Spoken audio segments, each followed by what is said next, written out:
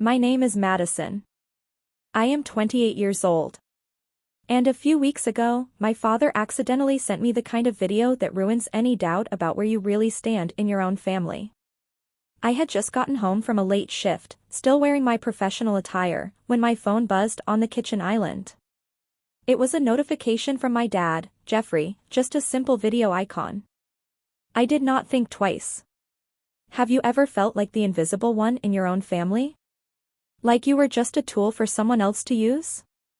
Drop a comment and let me know your story down in the comments. I would also love to know where you are listening from and what time it is for you right now. I would love to know who is part of our community. I propped the phone against the cold granite. The Chicago wind rattled the window panes, but I was focused on the screen. The video was shaky, propped up against a beer bottle on my parents' coffee table. I saw the edge of the couch I had paid for 3 years ago. I saw the corner of the coffee table I'd replaced when the old one broke. But mostly, I heard them. My father, Jeffrey, sounded more relaxed than I'd heard him in decades. He wasn't complaining about his debts or his health. He was laughing. He called me a pathetic failure. He said I was so desperate for their approval that I'd keep the lights on for people who didn't even like me. My mother, Stephanie, did not defend me. She just adjusted her necklace, a birthday gift from me, and laughed. My younger sister, Catherine, snorted.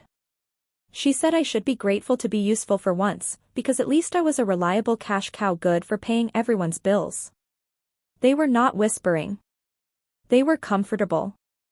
They were sitting in a house I was essentially renting for them, mocking the person who made their comfort possible. They even started listing the different ways they could guilt-trip me if I ever started asking questions about where the money was going. Then, the video cut off. The notification appeared, "This message has been unsent." But I had already seen it. I had already heard everything. It was 12:03 a.m. I did not cry. I did not call them to scream or ask for an explanation. My heart was not racing, it was turning into a block of ice. As a professional accountant, I deal with facts and figures. And the fact was, I had been the silent investor in a version of family that had no interest in my well-being, only my resources. I walked over to my desk and opened my laptop. The blue light of the screen was the only thing illuminating the dark room. I logged into my banking portal. For 4 years, I had treated their survival like an unavoidable responsibility, a recurring line item in my budget. I looked at the history. $4,500 every single month. Between the rent for their apartment, Catherine's credit card, and the various utilities I covered, I had sent them over $216,000 in 4 years. I lived in a tiny studio and skipped vacations so that Catherine could post photos from expensive resorts. I did not hesitate. I opened the list of 12 automatic transfers and began clicking. Cancel. Cancel. Cancel. With every click, $4,500 returned to my own future. It was not an emotional breakdown. It was a long overdue audit. Next, I opened a new email. It was addressed to Mr. Collins, the landlord of the property where they lived. I had handled everything through him for years, acting as the sole guarantor for the tenants. My email was short and professional. I informed him that effective immediately, I would no longer be responsible for the rental payments. I stated that future billing needed to go directly to the tenants and that I was withdrawing my name from the lease agreement. I hit send. I closed my laptop and sat in the dark. For the first time in years, the quiet dread of the upcoming payment cycle did not settle in my chest. Instead, there was only a sharp, cold clarity. I knew the storm was coming. I knew they would realize the well had run dry by tomorrow morning. But for tonight, the only sound was the wind, and for once, I was not the one keeping it from their door. I did not just give them money over those 4 years, I gave them my 20s. As I sat in my quiet apartment, the numbers started to form a map of my own self-destruction. $216,000. That is the price of a mid-sized home in some parts of the country. It is the cost of a high-end education or a very comfortable retirement fund. For me, it was simply the cost of an approval that was never going to clear. I looked at my hands, still red from the Chicago wind, and thought about the luxury I had provided while I lived like a ghost. I remembered a winter 3 years ago when my furnace broke. I could not afford the $700 repair because Catherine needed an emergency trip to Miami to find herself.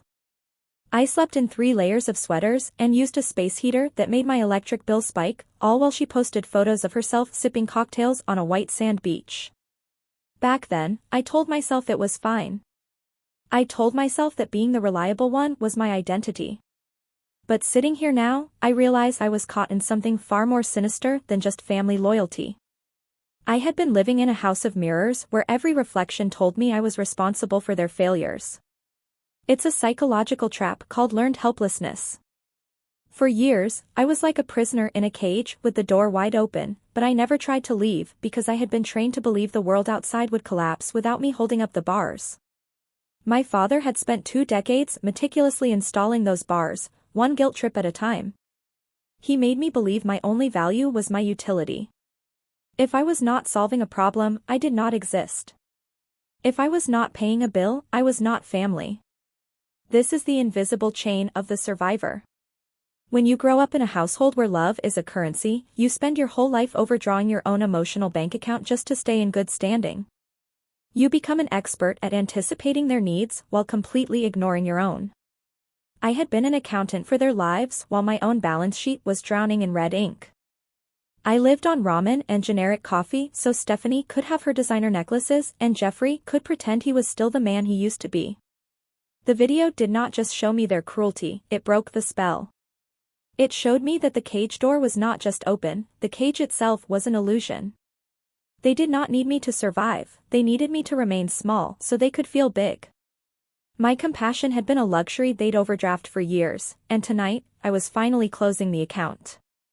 This was not a sudden burst of anger. It was a cold, clinical realization that the person I was protecting never actually existed. I was not a failure for leaving. I was a success for finally choosing to live. The first wave of the storm hit at 8:14 a.m. I was sitting at my small wooden table, watching the steam rise from a cup of black coffee. My phone started buzzing, a frantic rhythm against the hard surface. It was Stephanie. I did not answer. I let the call go to voicemail and waited for the notification.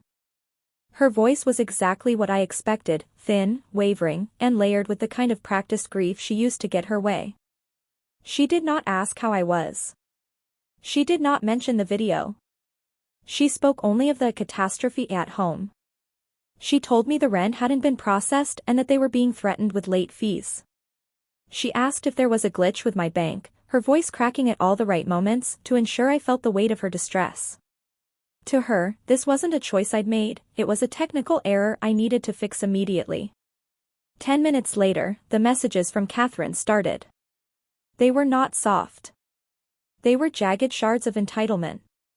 She was at the Water Tower Place Mall in Chicago, and her card had been declined at the register. She described the humiliation of having to leave a pile of clothes behind as if I had personally orchestrated her public shame. She called me insane and selfish, demanding that I transfer $4,500 right now. She did not ask why the money was not there. She only cared that her access to my labor had been revoked. Then came the diplomat. My Aunt Vanessa sent a voice note that lasted 4 minutes and 32 seconds. Her tone was the most dangerous, smooth, reasonable, and dripping with a false sense of concern for my emotional state. She spoke about family bonds and the sacrifices Jeffrey had made. She hinted that I was behaving like a child and that my actions would leave a permanent scar on the family legacy. She used the word responsibility 7 times. She was trying to steer me back into the pen, using guilt as the cattle prod. I listened to every word with the detachment of an auditor reviewing a fraudulent claim. I did not feel the old familiar knot in my stomach. I did not feel the need to explain that I had overheard them calling me a pathetic failure.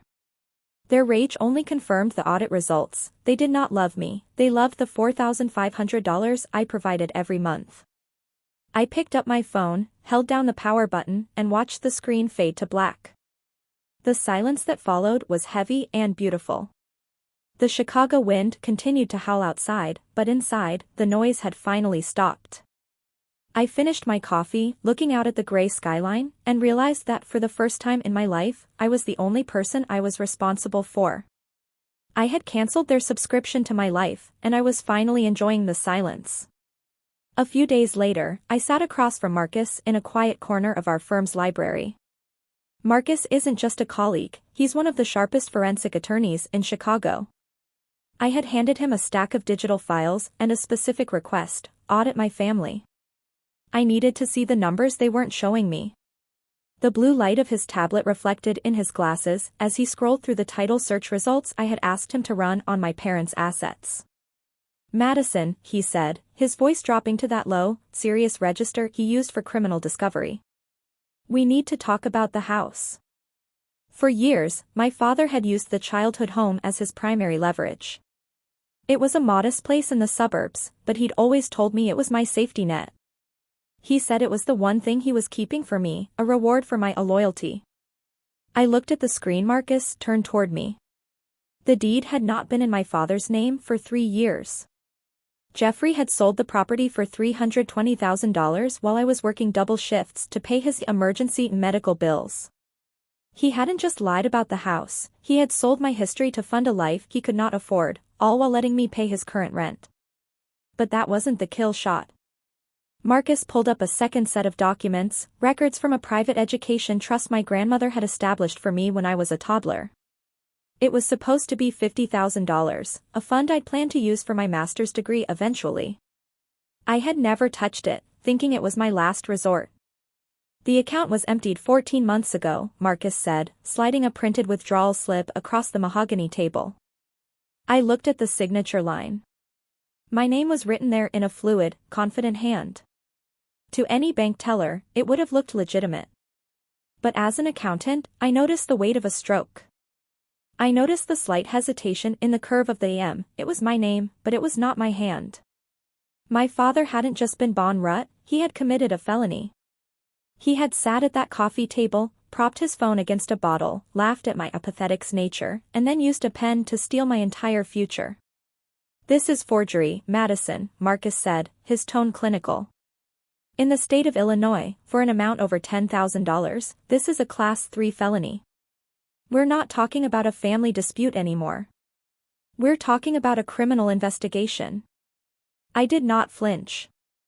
I did not feel the sting of betrayal because my heart had already frozen over a week ago. I looked at the forged signature, the devil's signature. This was the moment the bridge stopped burning and turned to ash. They were not just ungrateful parasites, they were thieves who had stolen the one thing I had left of my grandmother's love. Draft the formal notice, I told Marcus. I stood up and smoothed my coat, the fabric feeling expensive and solid against my skin. Don't send it to them. Send it to their landlord, their bank, and the district attorney's office. If they want to treat me like a business transaction, I'm going to make sure the books are balanced. I walked out of the library and into the crisp air of the city. The wind did not feel cold anymore. It felt like a clean slate. I had been the silent investor in their lives for far too long. Now, it was time for the final audit. By the time I walked into the lobby of my office building, the sunset was a bruised purple against the Chicago skyline. I saw them waiting near the revolving doors. They looked small against the towering marble columns. Stephanie was the first to move, her face blotchy and her eyes red from a week of panicked phone calls. Jeffrey was behind her, his coat buttoned wrong, looking like a man who had suddenly realized the ground beneath him was made of glass. Even Catherine was there, her usual arrogance replaced by a hollow kind of terror. Stephanie reached for my arm, her voice a shrill whisper that echoed in the quiet hall. Madison, please. You have to talk to us.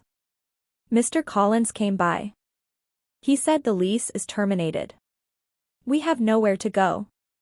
You cannot do this to your own mother. I did not move. I did not flinch. I looked at her, and for the first time, I did not see the woman who had guilt-tripped me into 5 years of silence. I saw a bad investment. The lease is not my concern, I said, my voice flat and clinical. I gave you 4 days to find a solution. You chose to call Aunt Vanessa instead of a job board. That's enough. Jeffrey snapped, trying to summon the remnants of his authority. His voice shook, the old command failing to land. You are our daughter. You owe us respect. You owe us the safety of that home. I did not raise you to be this cold. I opened the manila folder I was carrying. I did not shout. I did not argue. I simply pulled out the withdrawal slip from my education trust. I held it up so the overhead lights hit the signature, his hand, my name. $50,000. I know about the house, Jeffrey, I said. I know you sold it 3 years ago. I know you've been letting me pay rent on an apartment while you pocketed $320,000 in cash. And I know you forged my name to steal the last thing I had left of Grandma's legacy. The silence that followed was heavy enough to crush the air out of the room. Jeffrey's face went from red to a ghostly, sickly gray. His mouth opened, but no sound came out. Catherine stepped back, her eyes wide as she realized the gravity of what was on that paper. In that moment, I realized something fundamental about the people standing in front of me. This was the illusion of power. For my entire life, they had seemed like giants, their disapproval enough to keep me awake at night. But as I watched them shrivel under the weight of their own crimes, I understood that their authority was a facade. It was a status they had rented using my money and my silence. They were like puppets whose strings had been cut. Without my monthly transfers to fuel their ego, they were just hollowed-out shells of entitlement. They did not have power, they had an illusion of authority supported by my bank account. They had nothing but an empty wallet, and without it, they had no identity. Their position in this family was a shell company with no assets. I pulled a second document from the folder.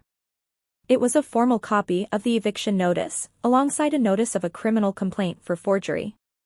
I handed it to Jeffrey. He did not take it. It fell to the polished floor between us.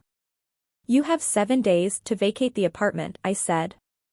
Mr. Collins has already changed the locks on the storage unit. As for the $50,000, my lawyer is handing the evidence over to the police tomorrow morning at 9 a.m. Madison, no, Stephanie sobbed, dropping to her knees on the marble floor. You're going to put your father in prison? Over money? Not over money, I corrected her, looking down at the woman who had watched me drown while she laughed at my apathetic loyalty. Over accountability. This was not a family dynamic, Stephanie. It was an embezzlement scheme. And as an accountant, I'm just here to settle the books. I did not wait for them to reply. I did not look back as their wails filled the lobby. I walked through the revolving doors and out into the biting Chicago wind. It felt clean. It felt right. I was no longer footing the bill for their cruelty. The audit was over, and the judgment was final. See you in court. The case against Jeffrey moved through the Chicago courts with the same cold efficiency I had used to trigger it. To avoid a public trial where every detail of his church fraud and his theft from my trust fund would be read into the record, he accepted a plea deal. He was sentenced to 5 years of intensive probation and a court order for full restitution of the $50,000 he had forged my name to steal. Even with the deal, his reputation in the city was a blackened ruin. Without the $4,500 I had provided every month, the family's house of cards collapsed in days. They could not afford a lawyer to fight their eviction, and they ended up in a cramped basement apartment in a neighborhood Jeffrey used to mock. Catherine had to trade her designer shopping trips for a retail job and a bus pass, learning for the first time what it actually felt like to work for her own survival. Aunt Vanessa stopped calling the moment she realized there were no more diplomatic favors to be bought with my labor. I moved into a new apartment overlooking the vast, quiet beauty of Lake Michigan. It is filled with sunlight and a silence that I have come to realize is a form of luxury. On my first Sunday morning there, I opened my old family support spreadsheet. I looked at the record of those $216,000, the cost of 4 years of being the silent investor in their version of family. I stared at the numbers one last time, and then I hit delete. Many people think the best revenge is destruction, watching the people who hurt you lose everything. But I have learned that there is a higher kind of justice, the justice of the seed sower. I used the money I saved in the first few months of my freedom to establish the Seed Sower Fund. We are a small nonprofit that provides free financial auditing and legal advice for women who are being financially exploited by their own families. I realized that the ultimate justice was not just watching Jeffrey and Stephanie fail. It was what I chose to build in the wreckage they left behind. Every time I help a woman realize she is not a cash cow or a pathetic failure, I feel my own strength growing. Justice is not just about punishing the past, it's about planting something for the future. Standing up did not make me heartless, it made me honest. I am finally living a life where my worth is not a transaction, and my kindness is not an account they can overdraw. I have traded their conditional approval for my own self-respect, and for the first time in 28 years, I am finally free. Family loyalty should never be traded for your dignity. If you like this journey, please click share to help other women find their voice. Thank you for accompanying me.